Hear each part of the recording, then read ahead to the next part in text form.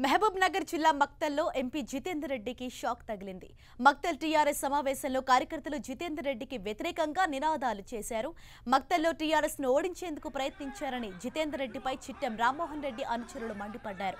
Assembly ఎన్నికల్లో party వ్యతిరేక కార్యకలాపాలకు పాల్పడ్డారంటూ ఆగ్రహం వ్యక్తం చేశారు.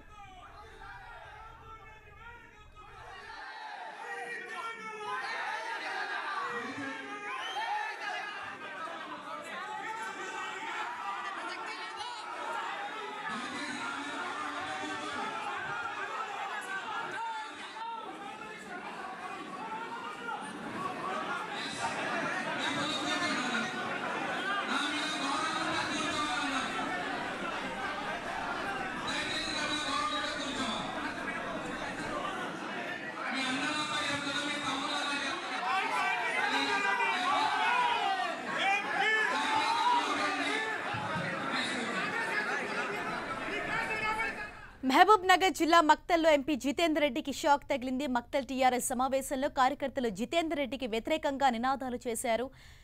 మరింత సమాచారం తెలుసుకునే ప్రయత్నం చేద్దాం. మా ప్రతినిధి రాఘవేంద్ర పూర్తి సమాచారంతో సిద్ధంగా ఉన్నారు. Raghavendra, good evening Harsha. ఏదైతే అధికార టిఆర్ఎస్ పార్టీలో ఉన్నటువంటి అంతర్గత విభేదాలు ఏదైతే నేరుగా మండల స్థాయి విస్తృత స్థాయి సమావేశాలను ఒక్కసారిగా బయటకు వస్తున్నవి.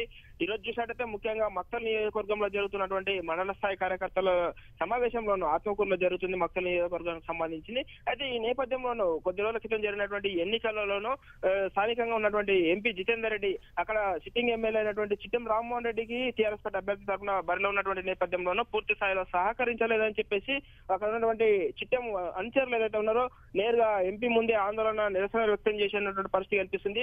అయితే పార్టీకి సంబంధించినటువంటి చిట్టెం రామ్మోహన్ రెడ్డి కాకుండా ఎలందర్ రెడ్డి ఇండిపెండెంట్ అభ్యర్థికి ఇంటర్నల్ గా సపోర్ట్ చేశాడు అని చెప్పేసి అక్కడ ఉన్నటువంటి చిట్టెం వర్గాలు ఆరోపిస్తున్నారు ప్రధానంగా. అయితే ఎలందర్ రెడ్డి చివరి వరకు కూడా టికెట్ ప్రయత్నం చేశాడు.